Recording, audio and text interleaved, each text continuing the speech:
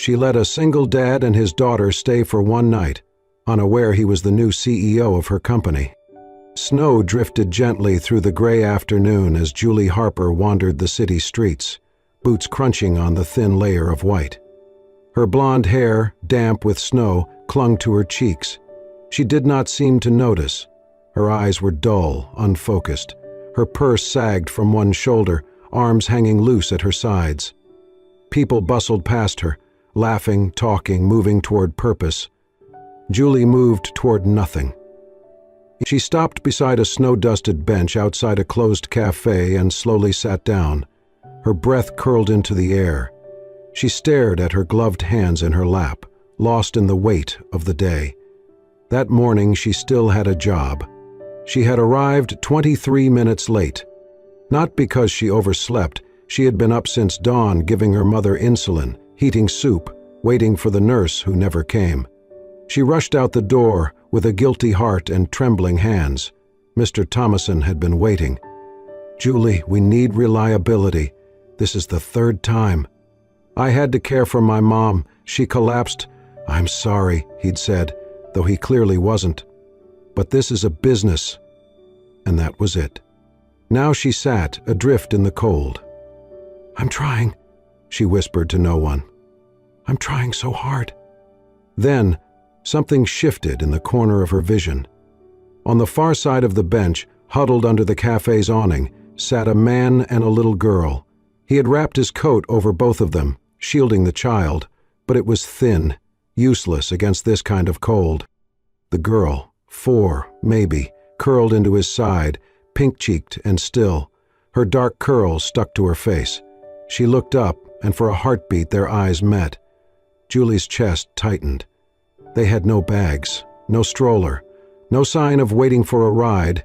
They were simply surviving.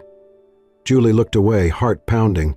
"You don't know them. What if they're dangerous? You just lost your job. You have nothing to give." But then, like a whisper, her mother's voice came to her.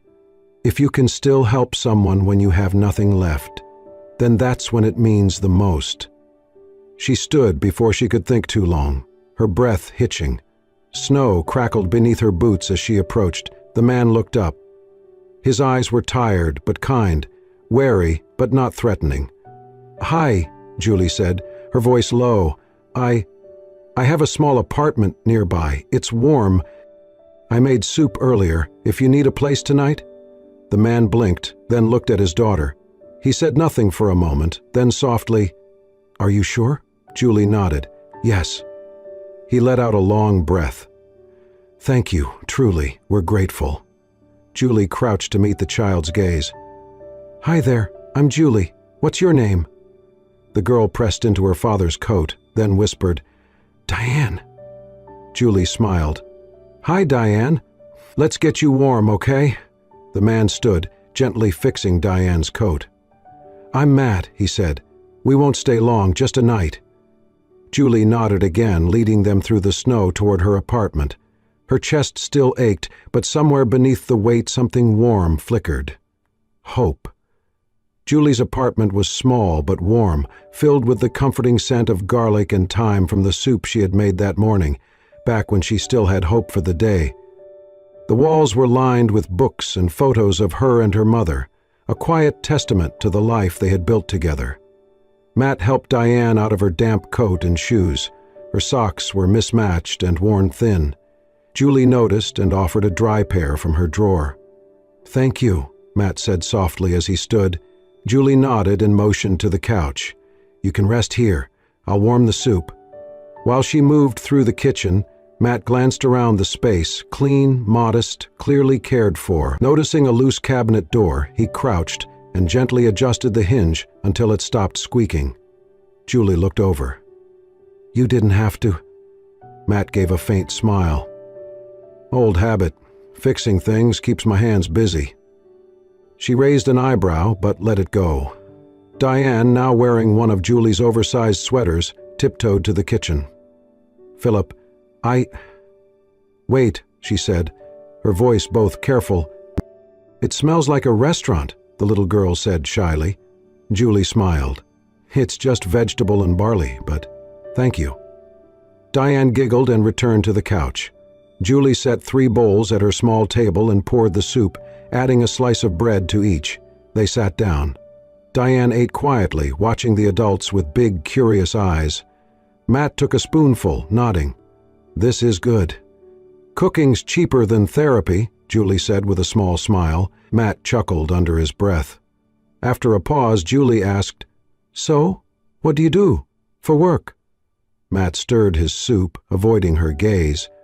"Took time off, figuring things out." She didn't press. She knew that weight in a voice. "I was going to Columbia," she offered. "Full ride for journalism. Then Mom got sick. I stayed, worked the front desk." Matt looked at her with something almost like admiration. "That's not nothing. You chose someone over yourself." Julie blinked. It had been a while since kindness didn't come with pity. "What about you?" she asked. "I lost someone. After that, I wasn't sure who I was." Julie nodded.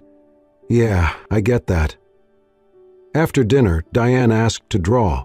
Julie handed her a box of craft supplies from a closet. The girl settled on the rug, humming softly. Matt stood to gather dishes. Julie tried to stop him, but he insisted. While washing, he quietly fixed the loose faucet and adjusted a drawer that stuck. "You always fix things?" Julie asked. Matt gave a dry smile. "Only when I can't fix the big stuff." Julie laughed for the first time that day. It startled her, but it felt good, like sunlight breaking through clouds. Later, she returned to the living room and found Diane cradling something small in her hands. "I made this," she said, holding it out. "A bracelet, made from thin green wire and 2 plastic beads, uneven but carefully shaped." Julie knelt down. "For me?" Diane nodded. "You're the first person who smiled at me today." Julie's chest tightened. She pulled the girl into a hug, holding her close as tears slid silently down her face. For the first time in a long while, she felt seen, needed, not because she could fix something, but because she had simply been kind. Matt watched from the couch. When their eyes met, he gave her a smile, small but honest. That night, after Diane fell asleep under a borrowed quilt, Julie sat quietly, turning the bracelet over in her hands before slipping it onto her wrist. It was crooked, awkward, and perfect. The ugliest jewelry she'd ever seen, and the most beautiful gift she'd ever received. The apartment was unusually quiet the next morning. No soft humming, no tiny footsteps padding across the worn wooden floor. Julie stirred in bed, the sun already spilling pale light through the thin curtains. She stretched slowly, blinking the sleep from her eyes, expecting to hear the soft rustle of a child waking or the low voice of Matt offering thanks again, but there was only silence. She sat up abruptly and looked toward the living room. The blankets on the couch were neatly folded. The little sweater Diane had worn now hung on the back of the chair, freshly laundered and smelling faintly of lavender. Her chest tightened. Julie rose and stepped carefully into the kitchen. The pot from the soup had been washed and dried, the sink spotless. The room had the eerie tidiness of a space just cleaned before departure. And then she saw it. On the small round table near the window, there was a white handkerchief, folded with precision, crisp corners aligned like something from another era. Resting atop it was a piece of paper, folded in half. Julie's fingers trembled slightly as she picked it up. The handwriting was strong, elegant, and unmistakably male. "Thanks, E." That was it. No full name, no explanation, no phone number, just a quiet thank you from a man who had taken nothing except a night's shelter and left behind something far heavier, his silence. She pressed the paper to her chest for a moment, then unfolded the handkerchief. Inside it was a drawing. Crayons. Bold, childish strokes. A woman with long, yellow hair, smiling, holding something green and round in her hand. The bracelet. Julie recognized herself instantly. Diane had drawn her, standing under a sky full of stars, the lines uneven but joyful. And on either side of her stood a taller man and a tiny girl, all three holding hands. Julie sank into the chair slowly, unable to stop the tears. It had only been one night, a few bowls of soup, a couch to sleep on, but it had mattered. It had mattered enough for Diane to leave her this. She wiped her eyes, then glanced up at the refrigerator. After a second's hesitation, she stood and retrieved the wire bracelet from the coffee table where she had left it before bed. The green wire caught the morning light like stained glass. Without overthinking it, she pinned the bracelet next to the drawing on the fridge door, securing them both with a single magnet. She stepped back and looked at it, the strange, clumsy wire circle, and the joyful image of herself as someone warm, someone needed. It looked like hope. It looked like something she had forgotten she could be. Julie did not know where Matt and Diane had gone. She did not know why they left so early, or where they would sleep tonight. But she knew this: they had seen her, not as the woman who got fired, not as the daughter always scrambling to care for someone else. They had seen her as someone who mattered, someone who helped.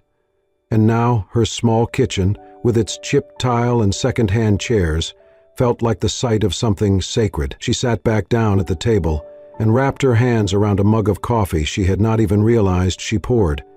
The seat across from her was empty, but in the quiet of that morning, it did not feel like loss. It felt like the beginning of something she could not name yet, but she knew it was real. The days that followed blurred into a grim routine of rejection and exhaustion. Julie pounded the pavement with a freshly printed resume, stopping at cafes, retail shops, and offices, anywhere with a "now hiring" sign. But no one was hiring someone like her, a college dropout, a former receptionist with spotty availability, a woman who looked just a little too tired, a little too fragile. At one office downtown, a woman in heels scanned her application for less than 5 seconds before looking up. "Honestly," she said, without a trace of empathy, "you seem too soft for this environment. We need someone tougher." Too soft. The words clung to her like a stain she could not scrub off. Julie left the building in silence, her chest tight, shame burning behind her eyes. She tried to focus on the sidewalk, not on the pounding headache building behind her temples, or the flutter of anxiety rising in her chest like smoke. That evening, as the sun began to set behind the gray skyline, Julie's phone rang. She glanced at the screen and saw the hospital's number. Her stomach dropped. When she arrived, breathless and red-faced from running the 12 blocks she could not afford to taxi, the nurse met her with a clipboard and a look of practiced concern. "Your mother experienced a minor heart attack," the nurse explained. "She's stable now, but she'll need medication adjustments and extended observation." Julie nodded, barely hearing the rest. The words "heart attack" echoed like a drumbeat in her mind, and behind that echo was a question she had no answer for. How will I pay for any of this? The ride back home was silent. She walked the entire way, arms wrapped around herself against the biting wind, ignoring the dull ache in her calves and the sharp sting of tears she refused to let fall on the sidewalk. When she finally reached the apartment and shut the door behind her, the silence inside seemed louder than the city outside. It wrapped around her like a fog. She dropped her purse to the floor and moved toward the kitchen, numb. Her eyes landed on the refrigerator, where the childish drawing still hung, crooked under the magnet. Next to it, the bracelet, that absurd little thing. Julie stared at it. The loop of wire, misshapen, bright green, the plastic beads unevenly spaced, the kind of thing most adults would throw away after smiling politely. She raised her hand, fingers curling around the magnet. Her hand shook. She wanted to rip it down, to throw it in the trash, to erase the memory of that brief moment of hope, because it hurt more than anything to think maybe, just maybe, someone had seen value in her, and yet here she was, more broken than ever. Her hand hovered there, the magnet loosening slightly. Then her eyes drifted to the crayon drawing, a woman with yellow hair, smiling under a sky full of stars, holding hands with a little girl. Diane's words came back like a whisper. "You're the first person who smiled at me today." Julie's hand dropped.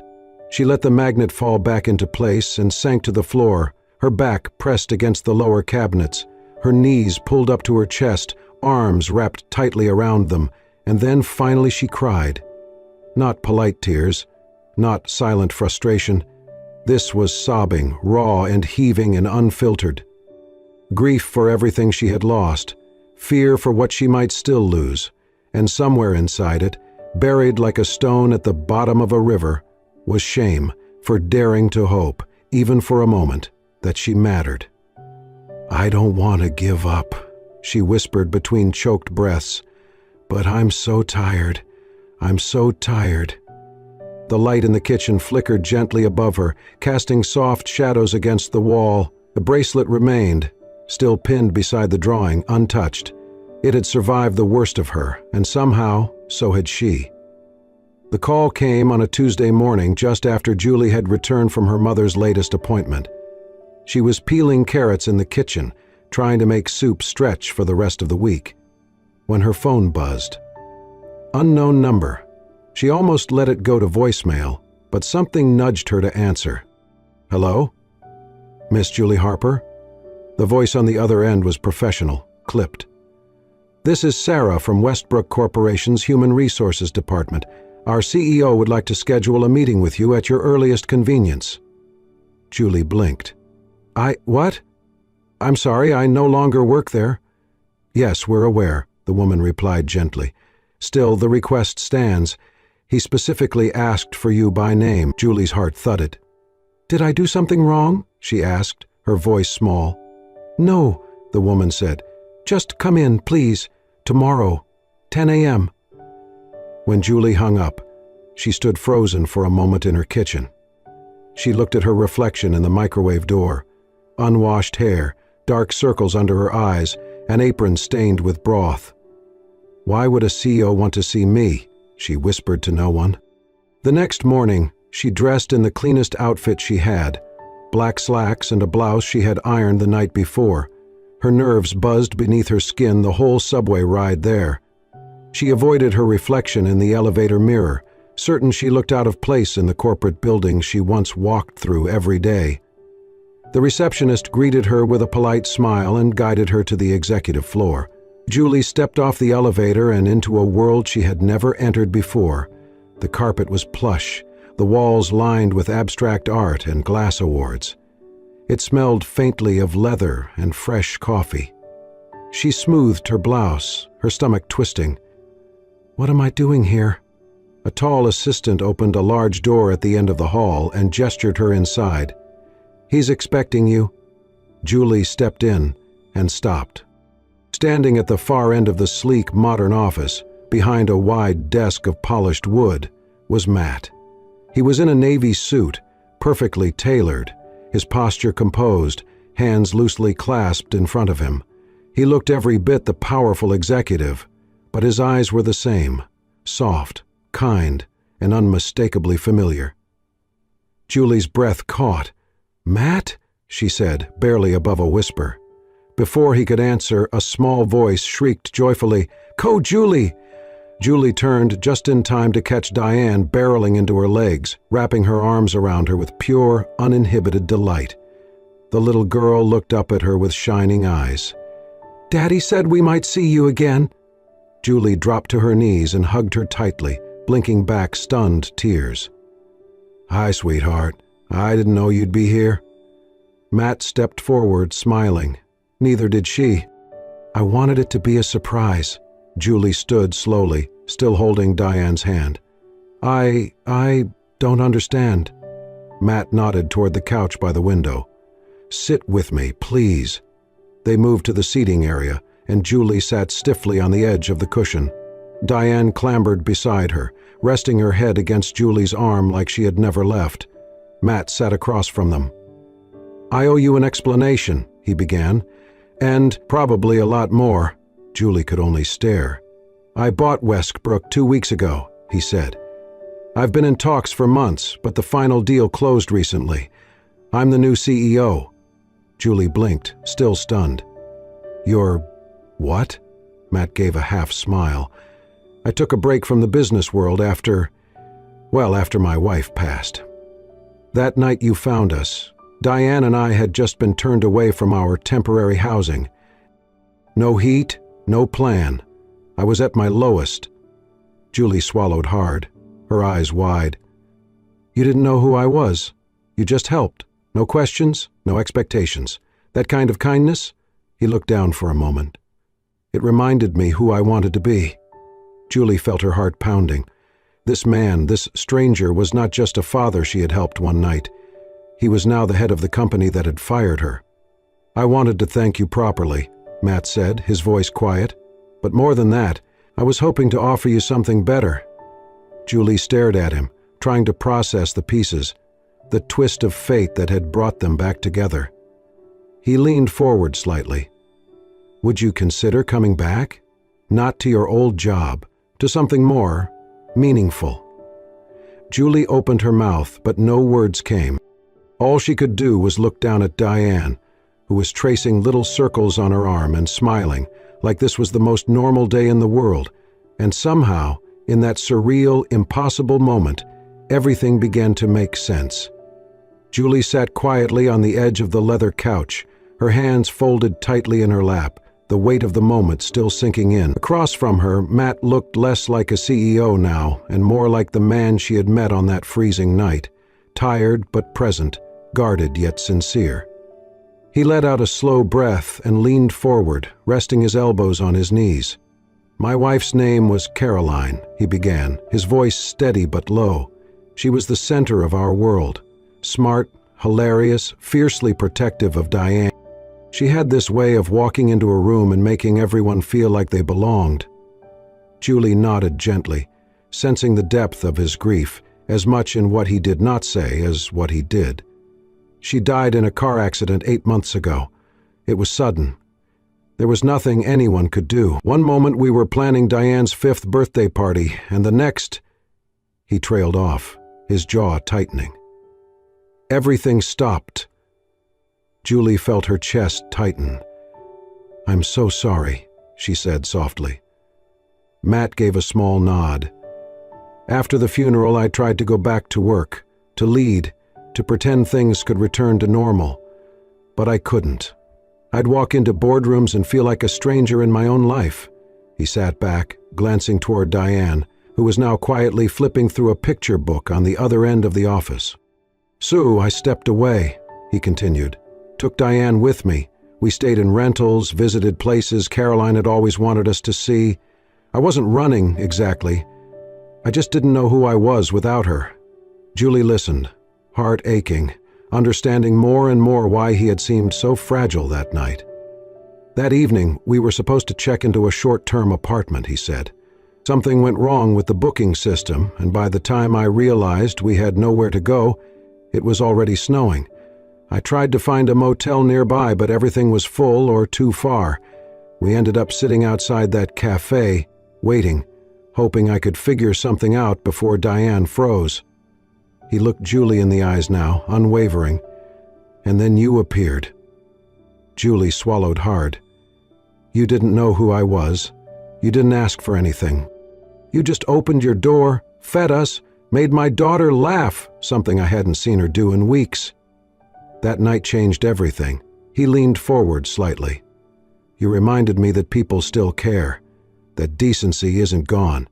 You reminded me what kind of leader I want to be, and what kind of company I want to run." Julie shook her head slowly. I was just trying to help." "And you did," he said. "More than you know." He stood then, walked to his desk and pulled out a thin folder. Inside was a formal letter and a job offer. "I bought Westbrook not just because it was a good investment," he said, "but because I want to rebuild it into a place that values people, not just profit. And I want someone beside me who understands what that really means." Julie looked down at the offer, her stomach knotting. It was more money than she had ever made, a title she had never imagined for herself. "I don't know if I'm qualified," she said quietly. "I didn't finish college. I was a receptionist." Matt smiled gently. "Julie, I don't need another person with a polished resume. I need someone with heart, someone who shows up, someone who opens doors for strangers in the snow." She blinked back a wave of emotion, unsure how to respond. After everything she had lost, everything she had questioned about herself, this offer felt surreal. "I saw your strength when you thought no one was watching," Matt said. "I believe in that version of you, and I hope you will too." Julie stared at the paper in her hands, then at the man who had once fixed her kitchen drawer without saying a word. Maybe, just maybe, this was not the end of something. Maybe this was where everything finally began. The promotion was unexpected, but not unwelcome. Julie had thrown herself into her new role as head of employee wellness and community outreach with the kind of devotion only someone who had lived hardship could offer. She created programs to help staff dealing with illness, childcare, and burnout. She listened to stories. She remembered names. But kindness, even when genuine, does not shield you from judgment. The whispers started in the break room. She was just a receptionist, right? I heard she didn't even finish college. Let's be real. Nobody gets promoted that fast unless they've got something going on with the boss. Julie pretended not to hear. She smiled through it, nodded politely, refilled her coffee. Until one afternoon, she walked past the copier and heard a man mutter, "I guess saving a CEO from the cold gets you more than a thank you these days." She made it to her office before the tears fell. Behind the closed door, Julie sank into her chair and covered her face with her hands. Her breath came in shallow bursts, and a storm of doubt rose like a tide inside her. "They think I'm a fraud. They think I don't deserve this. Maybe they're right. Maybe I don't." A soft knock on the door startled her. She wiped her cheeks quickly, trying to steady her voice. "Yes?" Matt opened the door slowly. His eyes fell on her tear-streaked face, and he didn't say anything. He just crossed the room, crouched beside her chair, and took her hand. "Come with me," he said gently. He did not ask questions. He did not lecture. That weekend they took Diane to the park. Julie pushed the little girl on the swings, laughing as Diane squealed with delight. Later they flew a bright red kite together under the pale blue sky, and Diane insisted on drawing each of them in chalk on the sidewalk, Daddy, Julie, and me, holding hands. They bought ice cream from a vendor cart, and Julie sat on the bench as Matt handed her a cone. For a long time they sat there in silence, watching Diane chase pigeons and butterflies with equal enthusiasm. "She doesn't see the rumors," Matt said at last. "She only sees who you are to her." Julie looked down at her lap. "But the others do." "They see you," Matt said. "But they don't know your story." He paused. Maybe it's time they did. That Monday, Matt sent out a company-wide invitation. Town hall meeting, Thursday, 4 p.m., attendance encouraged. The entire staff gathered in the large auditorium. The air buzzed with curiosity, side glances, a few eye rolls. Matt stood at the podium, not in a suit, but in a soft sweater and slacks. He looked more like a man than a CEO. He began without a script. "Many of you know Julie Harper," he said, his voice calm. "Some of you have worked beside her, some under her leadership. But I want you to know who she was before that." He told them about the snowstorm, about a woman with tired eyes and gentle hands who opened her door to a man and a little girl with nowhere to go, who asked no questions, who expected nothing in return. "She did not know who I was," Matt said.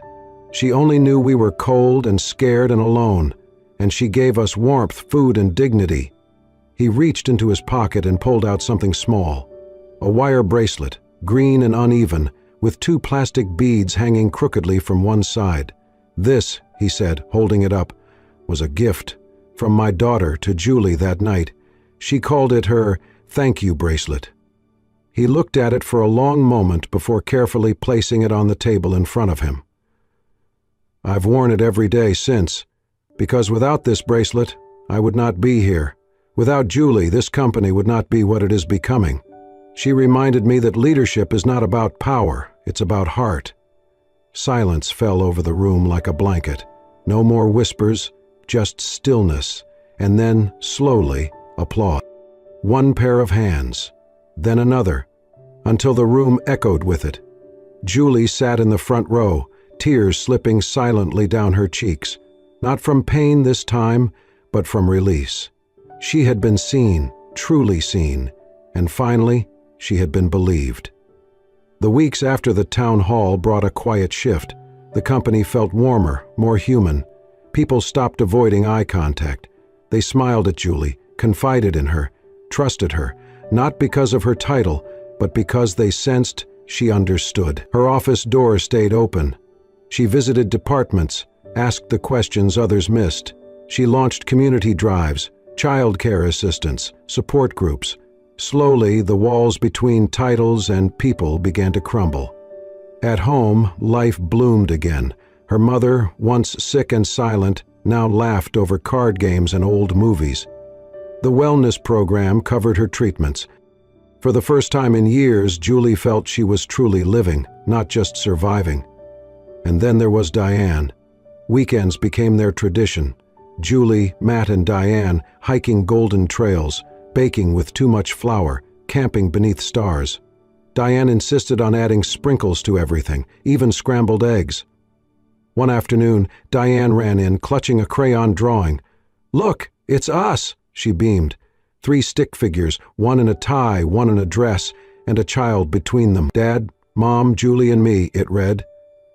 Julie's throat tightened. Later that evening, as they read by the fireplace, Diane leaned against her. "I asked God to send someone like you," she whispered. Julie blinked. "You did?" Diane nodded. "And I think he heard me." Julie glanced at Matt. Their eyes met. They said nothing, but everything was understood in the quiet.